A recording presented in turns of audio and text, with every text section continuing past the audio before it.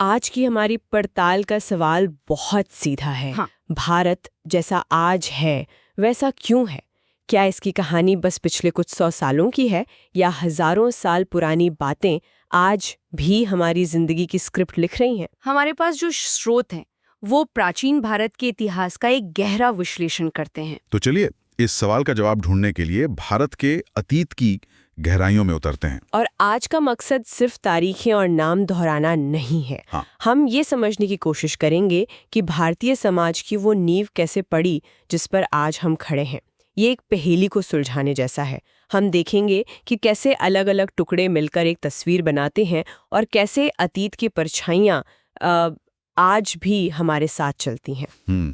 यहाँ सबसे दिलचस्प बात यह है कि इतिहास हमें सिर्फ ये नहीं बताता कि हम कहाँ से आए हैं, बल्कि ये भी इशारा करता है कि अगर हम सावधान न रहें तो भविष्य में कहाँ ठोकर खा सकते हैं। तो इस पहेली का पहला टुकड़ा है अनेकता में एकता। ये लाइन हमने स्कूलों में बहुत सुनी है, लेकिन इसका असली मतलब क्या है? स्रोत बताते हैं कि प्राचीन भारत हमेशा से एक तरह का मेल्टिंग पॉट रहा है, जहां अलग-अलग संस्कृतियां आकर घुलती मिलती रहीं। ये तो हम जानते हैं कि यहाँ आर्य आए, उनसे पहले के लोग थे द्रविड़ थे, लेकिन ये लिस्ट तो बहुत लंबी है। बहुत लंबी। स्रोतों में इंडो आर्यन, यूनानी मतलब ग्रीक्स, शक यानी साइथियंस, हूण, तुर्क, न जाने कितनी जातियों और जनजातियों का जिक्र है जो यहाँ आईं और यहीं की होकर रह गई। और ये सिर्फ मेहमान बनकर नहीं रहे, उन्होंने यहाँ की कला, समाज, साहित्य हर चीज पर अपनी छाप छोड़ी और यहाँ की संस्कृति से खुद भी बहुत कुछ लिया। लेकिन क्या ये मिलना जुलना सिर्फ ऊपरी तौर पर था या ये वाकई एक गहरे स्तर पर हो रहा था? यह बहुत गहरे स्तर पर था और इसका सबसे बड़ा सबूत हमारी भाषाएं हैं। हम अक्सर संस्कृत को एक बहुत ही शुद्ध और प्राचीन भाषा मानते हैं ना? हाँ, बिल्कुल। लेकिन स्रोतों में एक चौंकाने वाली बात सामने आती है। लगभग 1500 से 500 ईसा पूर्व के वैदिक ग्रंथों में भी द्रविड़ और गैर संस्कृत भाषाओं के शब्द मिलते हैं। एक मिनट, ये तो सोचने वाली बात है। इसका मतलब जिसे हम आर्यों की भाषा मानते हैं वो अपने शुरुआती दौर में ही दूसरी भाषाओं से शब्द उधार ले रही थी। ये तो इस धारणा को पूरी तरह बदल देता है कि संस्कृत अकेले ही विकसित हुई। इससे तो यही लगता है कि भारत की मिक्स संस्कृति की जड़ें वाकई बहुत बहुत गहरी हैं। बिल्कुल। और ये सिर्फ द्रविड़ भाषाओं तक सीमित नहीं था। छोटा नागपुर पठार की मुंडा भाषाओं का असर भी इंडो आर्यन भाषाओं पर साफ दिखता है। जैसे कपास, नाव चलाने का तरीका या खेती में इस्तेमाल होने वाली वो खुदाई की छड़ी, इन चीजों से जुड़े कई शब्द इंडो आर्यन भाषाओं में मुंडा भाषाओं से आए लगते हैं। ये दिखाता है कि ये मेलजोल सिर्फ बड़े विचारों का नहीं बल्कि रोजमर्रा की जिंदगी का था, खेती, व्यापार और आम बोलचाल का। ये तो कमाल है। और ये जो उत्तर और दक्षिण भारत के बीच एक बड़ी दीवार खींची हुई मानी जाती है, क्या ये भी एक मिथक है? हमें तो अक्सर यही बताया जाता है कि उत्तर और दक्षिण की संस्कृतियां दो अलग अलग पटरियों पर चलीं। ये सबसे बड़े मिथकों में से एक है। सबसे बड़े। स्रोतों के मुताबिक उत्तर और दक्षिण के बीच हमेशा से विचारों और संस्कृतियों का लेन देन होता रहा है। उत्तर के वैदिक और पौराणिक विचार दक्षिण की द्रविड़ संस्कृति का हिस्सा बने और दक्षिण के कई सांस्कृतिक तत्व उत्तर में अपनाए गए। इसका कोई ठोस उदाहरण है हमारे पास? सबसे बेहतरीन उदाहरण है संगम साहित्य, जो शुरुआती तमिल संस्कृति का खजाना माना जाता है। ये साहित्य 300 ईसा पूर्व से 600 ईस्वी के बीच का है। ये अपने आप में एक अनोखी और शानदार साहित्यिक परंपरा है, लेकिन इसमें भी हमें उत्तर भारत के सांस्कृतिक विचारों की झलक मिलती है। ये इस बात का सबूत है कि उस जमाने में भी विचारों की कोई सरहद नहीं थी। इसी तरह धर्म को देख लीजिए। हिंदू, जैन और बौद्ध धर्म तीनों का जन्म इसी धरती पर हुआ। ये साथ साथ बढ़े, एक दूसरे से बहुत कुछ सीखा और एक दूसरे को प्रभावित किया। इसीलिए इतनी भाषाओं, धर्मों और रिवाजों के बावजूद पूरे देश में जीने का एक साझा तरीका विकसित हुआ। तो ये तो हुई लोगों और संस्कृतियों के मिलने की बात, जिसने एक मिलीजुली पहचान बनाई। लेकिन क्या इतने अलग अलग समूहों ने कभी इस पूरी जमीन को एक घर के तौर पर देखा?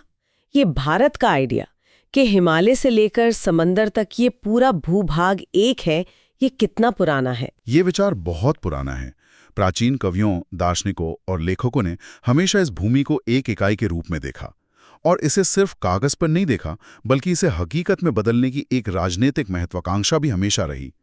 जो राजा इस पूरे विशाल क्षेत्र पर यानी हिमालय से लेकर कन्याकुमारी तक और पूर्व में ब्रह्मपुत्र से लेकर पश्चिम में सिंधु के पार तक अपना राज कायम करने की कोशिश करते थे। उन्हें चक्रवर्ती कहा जाता था। चक्रवर्ती, ये तो किसी गेम ऑफ थ्रोन्स जैसी कहानी लगती है। पूरे महाद्वीप पर राज करने की एक महामहत्वाकांक्षा। क्या इतिहास में कोई ऐसा कर पाया? हाँ, ऐसे मौके आए जब भारत राजनीतिक रूप से लगभग एक हो गया। 3री शताब्दी ईसा पूर्व में सम्राट अशोक को याद कीजिए। करेक्ट। कलिंग युद्ध के बाद उनका मन बदला और उन्होंने धम्म के जरिए एक नैतिक और प्रशासनिक एकता बनाने की कोशिश की। करेक्ट। उनका साम्राज्य सुदूर दक्षिण को छोड़कर लगभग पूरे भारत में फैला हुआ था। हाँ। उनके शिलालेख आज भी हमें अफगानिस्तान से लेकर कर्नाटक तक मिलते हैं। और अशोक के बाद फिर 4वीं शताब्दी ईस्वी में समुद्रगुप्त हुए। उन्होंने एक जबरदस्त सैन्य अभियान चलाया जो गंगा के डेल्टा से लेकर भारत के पश्चिमी तट तक फैला।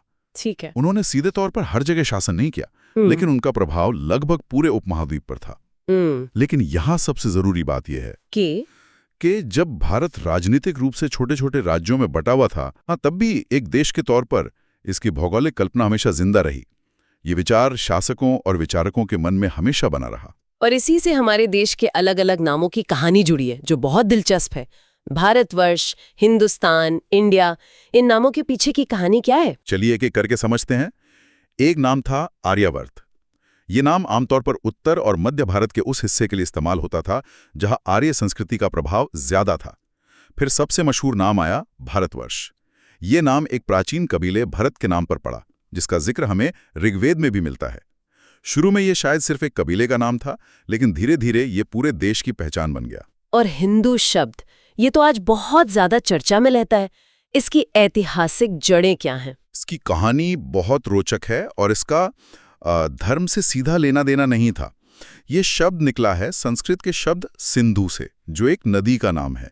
हुआ ये कि प्राचीन ईरानी लोग स का उच्चारण ह की तरह करते थे, तो उनके लिए सिंधु हिंदू बन गया। अच्छा। जी हाँ, 5वीं-6ठी शताब्दी ईसा पूर्व के ईरानी शिलालेखों में हिंदू शब्द का इस्तेमाल सिंधु नदी के आसपास के इलाके के लिए किया गया था। ये एक भौगोलिक पहचान थी। हाँ। अच्छा, तो सिंधु से हिंदू बना। जी। और फिर इंडिया कैसे बना? इसी कड़ी को आगे बढ़ाइए। ईरानियों का हिंदू शब्द फारसी और अरबी भाषाओं में हिंद हो गया, और जब यूनानी लोग यहाँ आए तो उन्होंने इसी से मिलता जुलता शब्द इंडस नदी के लिए इस्तेमाल किया और उसी से बना इंडिया। मतलब हमारे देश का नाम इंडिया असल में विदेशियों की देन है, जो एक नदी का नाम थोड़ा अलग तरीके से बोलते थे। ये तो कमाल की बात है। इतिहास में कैसे छोटी छोटी चीजें इतनी बड़ी पहचान बन जाती हैं। एक नदी के नाम पर पूरे देश का नाम पड़ गया, जो दिखाता है कि बाहर की दुनिया भी हमें एक इकाई के रूप में ही देखती थी। बिल्कुल। जब वे सिंधु के पार के लोगों से मिले तो उन्होंने पूरे देश को ही उसी एक नाम से पुकारना शुरू कर दिया। इस तरह विदेशियों द्वारा दिए गए नामों ने भी अनजाने में भारत की एक इकाई के रूप में पहचान को और मजबूत किया। तो हमने देखा कि भारत की संस्कृति कैसे बनी और एक राष्ट्र के तौर पर इसका विचार कितना पुराना है। लेकिन अब सबसे बड़ा सवाल, आज के जमाने में इन सब बातों का क्या मतलब है? हमें प्राचीन इतिहास क्यों पढ़ना चाहिए? क्या सिर्फ अपनी पुरानी महानता पर गर्व करने के लिए? यहीं पर हमारे स्रोत एक बहुत जरूरी चेतावनी देते हैं। वे कहते हैं कि अपनी विरासत पर गर्व करना और आंखें बंद करके सिर्फ अतीत का गुणगान करना, इन दोनों में बहुत बड़ा फर्क है। इतिहास का अध्ययन सिर्फ अपनी उपलब्धियों का जश्न मनाने के लिए नहीं है। तो फिर किस लिए है? क्या स्रोत हमें अतीत के अंधेरे कोनों में भी झांकने के लिए कहते हैं? हाँ बिल्कुल। वो हमें याद दिलाते हैं कि प्राचीन भारतीय समाज में गंभीर सामाजिक समस्याएं भी थीं जिन्हें नजरअंदाज नहीं किया जा सकता, जैसे कि वर्ण व्यवस्था और जाति व्यवस्था। इसके कारण शूद्रों और अछूतों के साथ जो भयानक सामाजिक अन्याय होता था, आज हम उसकी कल्पना भी नहीं कर सकते। उन्हें उन अधिकारों से वंचित रखा जाता था जो किसी भी इंसान के लिए जरूरी हैं। यह सोचना भी मुश्किल है। और महिलाओं की स्थिति, क्या स्रोत उस पर भी कुछ रोशनी डालते हैं? हाँ, और वो तस्वीर भी बहुत अच्छी नहीं।